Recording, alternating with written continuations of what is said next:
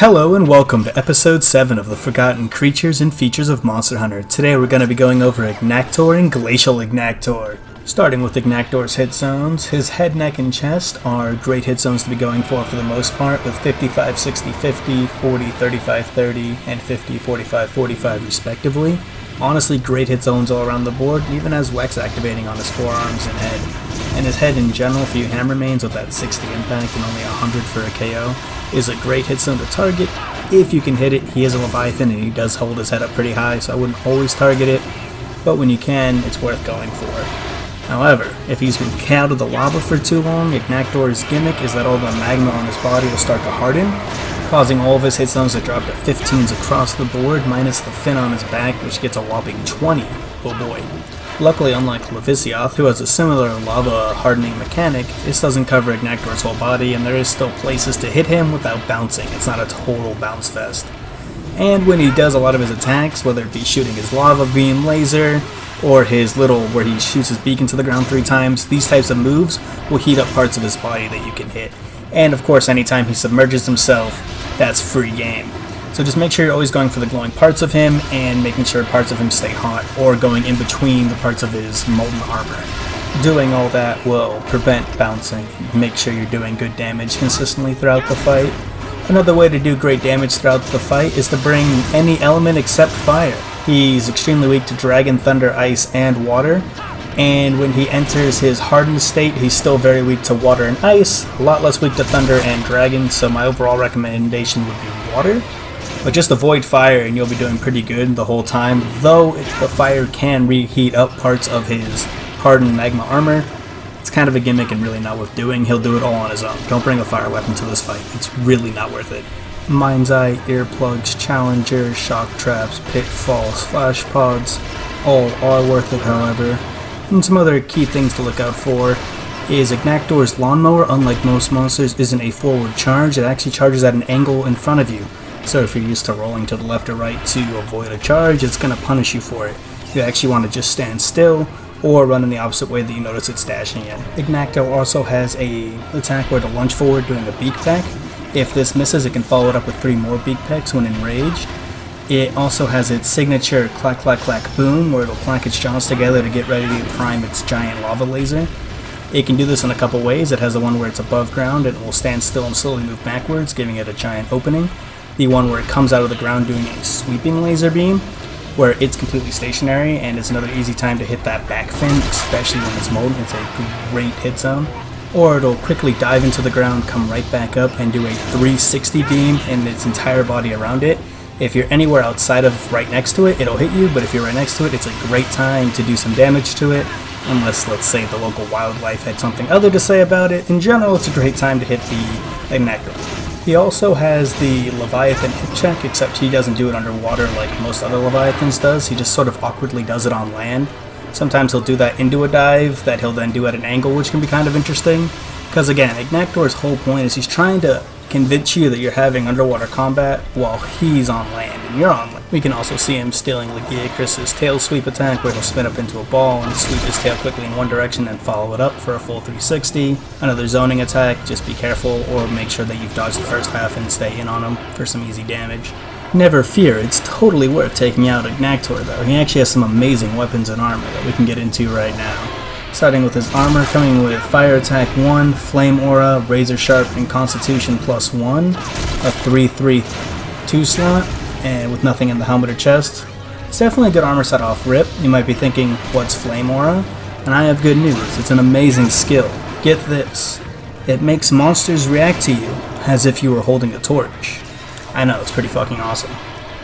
More importantly is Razor Sharp. The torch thing's more for like Giganox. It was a try mechanic. I don't even know why Flame Aura is in 3U or what that really means, but it's basically useless. But Razor Sharp and Fire Attack +1 are definitely good pickups, and Constitution can be nice too for those lance players that like evade lancing, or like bow or dual blades as well, I suppose.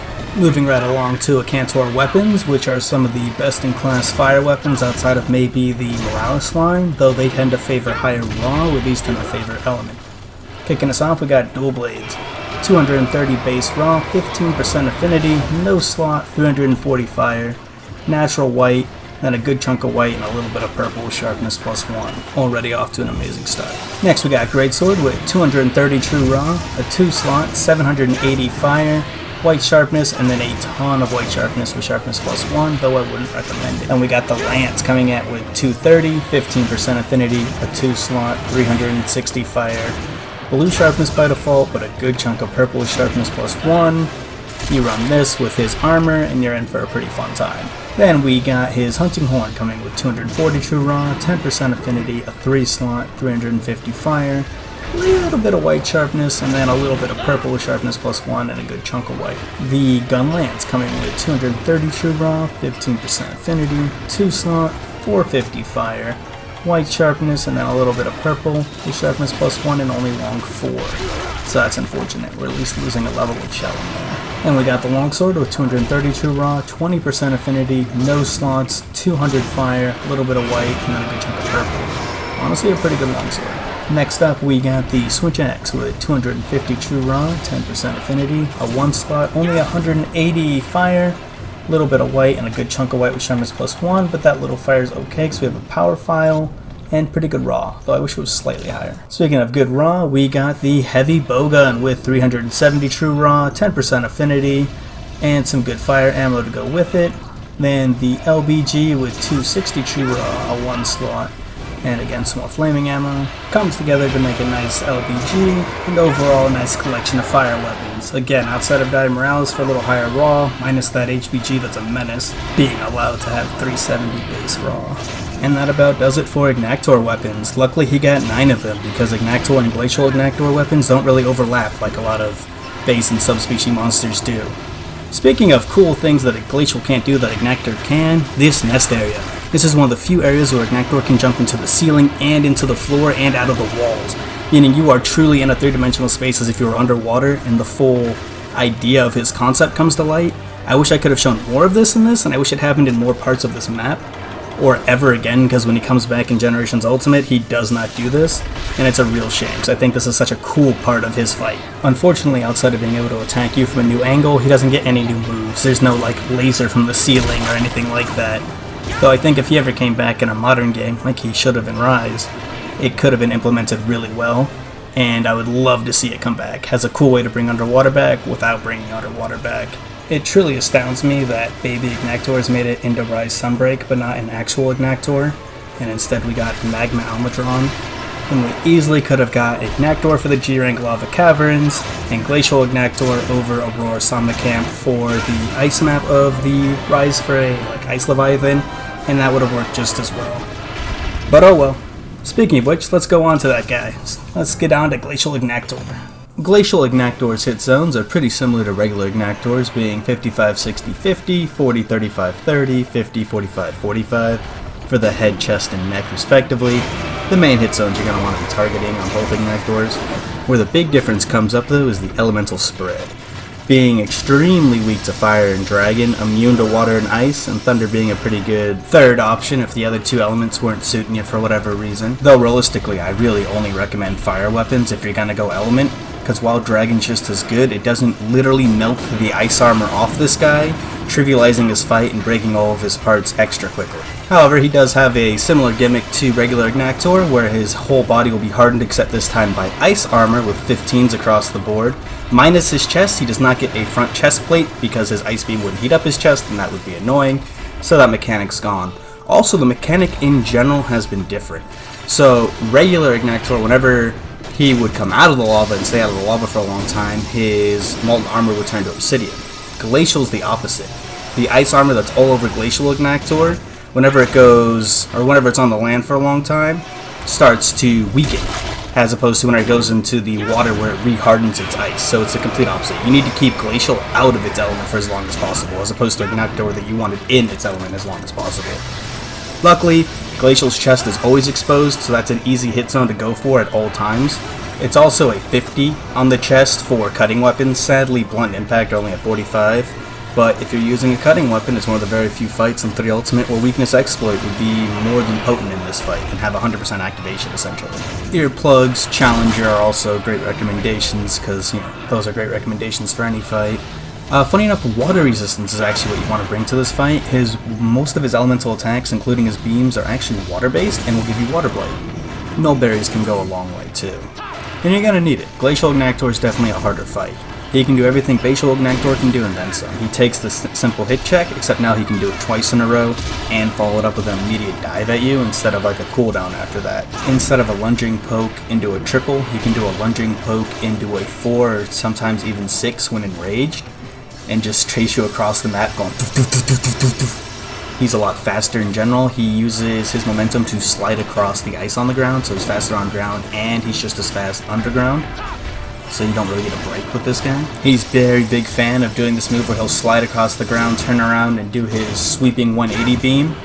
It's very punishable if you can dolphin dive it or get in on it, but it's also very easy to catch you out, and if he does catch you out with it, he'll immediately slide back for a lawnmowering follow-up that, don't forget, comes out at an angle.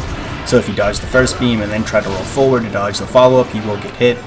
This guy's just got a lot coming at you, and you gotta be on your toes throughout this entire fight. Luckily for us, Glacial Agnaktor has more than a couple ways to slow him down if you really can't get an opening going. You can use Pitfall and Shock Traps, and you can also use Flash Bullets to completely stun him and keep him in place for a bit as long as he's not enraged. If he's enraged, he'll just start slamming his beak around like crazy and freaking out. But unenraged, he basically sits there as if he's trapped. So it's a nice big opening so you can get some extra damage, and once you break a couple parts on him and get those softer hit zones at all times, it's a real fun time. And again, fire weapons just melt the ice right off him off rip. So that's an option too if you're really struggling on this guy. Evade Lancing is a great matchup and really worth farming if you're into it, because his armor set comes with Guard +2, Mind's Eye, and Guard Up, and a 1-2-2-2 slot with nothing in the legs. This is a really cool Lance set, and Lance in general in 3 Ultimate's really fun and really good against the Agnaktor family too. So this is just a win all around. And a kind of fun one. However, if you're not a Lance main, maybe you're going to go for that Mind's Eye in some of those pieces, but not really. It's not that great of a set for you. You'd probably be more interested in those juicy Glacial Agnaktor ice weapons. Starting off with the long sword, coming with 230 true raw, a 2-slot, 320 ice element, natural white, and a good chunk of purple with sharpness 1. Honestly, a pretty nice ice elemental long sword, and that'll be kind of the theme throughout all these weapons. Moving on to the dual blades, they have 250 true raw, a 1-slot, 150 fire, 360 ice. Dual element dual blades. Do keep in mind with dual element DBs, each blade's motion value, or each element's motion values are essentially cut in half, because like the left is fire and the right is ice, is how that works. Do keep that in mind. But it's got a little bit of white and a ton of white with sharpness +1, so it could be fun. I can't think of any monsters off the top of my head that are particularly weak to both ice and fire, but I'm sure there's one. Coming in next, we got the Lance with 232 raw, 20% affinity, a 2-slot, 210 water this time, good chunk of white and purple with sharpness +1, pretty fun. Then we have our Gun Lance with 240, 10% affinity, 1-slot, 430, normal level 5, good chunk of white and purple. This seems like a really good water lance, although I don't know if gun lances do element really in general. I don't think shelling scaled element. Switch Axe coming with 240 true raw, 10% affinity, a 1-slot, 200 water, and a power file. Seems like a waste. I feel like an element file would have helped more, but 240 true raw isn't too bad, I suppose. Natural white and a good chunk of white with purple with sharpness 1. And the final one we got for Glacial Agnaktor is the HBG with 384 true raw, which just seems ridiculous, and a good spread with some ice ammos. This is just a good ice and pierce HBG. Glacial Agnaktor only got 6 to regular Agnaktor's 9 weapons, but they're all pretty good, minus maybe that Switch Axe, just not having element file I feel like is really killing it, and the DBs having split elements are probably killing those too. But in general, his Lance is definitely pretty good to go with that Lance armor if you just really want to double down on that. And his fight's definitely an interesting one. Glacial Agnaktor has actually never come back at all, whereas regular Agnaktor at least came back in Generations Ultimate in relatively okay order. He just didn't have some of the abilities to swim through the ceilings and the ground like he can in this game. But it definitely wasn't as bad as other monsters that made it into Generations, whose fights got a little more just thrown to the wayside. But Glacial's really never seen the light of day again, and that's kind of a shame. I think it's really cool, especially with both these guys in the same game, I think, because their fights are literal like yin and yangs of each other. They work in total opposites, their elements are total opposites, but they both just have really good like elemental lancing weapons, or just elemental weapons in general. I don't know. It's a shame these guys didn't make it into Rise Sunbreak, and I can't believe that they won't make it into some game in the future. They're not tied to any major mechanics, and they're both just really cool Leviathans. I have a feeling they drag their bellies a little too much, and that's why they didn't make it into 5th gen, because all the 5th gen Leviathans held themselves a little higher, and that's probably why we got Magma Almudron and Aurora Somnicamp over Anktuor and Glacial, but I'm still going to be hella salty about it. Jumping back to Glacial Agnaktor's fight real quick, he actually has one thing he can't do that regular Agnaktor can do, and he can't go into the ceiling and do that giant, like, through the ceiling out of the walls area. He just doesn't have a special nest area designed for that, and there's really only one zone in 3 Ultimate that does incorporate this effect, and as cool as it is, I really wish they did it more, or made him trigger it more often, and that they doubled down with Glacier. But, oh well, perhaps in a future game.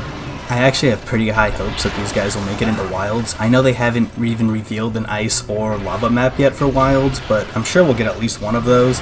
And considering they haven't made it back in a while, and the few returning monsters that did make it into Wilds so far weren't in 5th gen, it's definitely looking like the odds are pretty good. And I gotta hear that clack clack clack boom redone in some modern day sound design. I feel like it would be amazing hearing that shit like echo through a cavern. I also feel like Capcom could make these guys come out of the walls and floor at like angles instead of just straight lines, and really get creative with like lasers in the ceiling. I don't know. I just really want to see these guys come back. And it's unfortunate that basically the entirety of the Leviathan class had to sit out the 5th generation. But considering we have almost every conceivable skeleton confirmed for Wilds, minus the actual Elder Dragon skeleton, feeling good. Anyway, that's going to be all for this episode, guys. Thanks so much for watching. If you've made it this far into the video, feel free to drop a like, comment, and subscribe. I also will be doing Koro Peko in the next episode. He's really fun, and I'll see you guys there.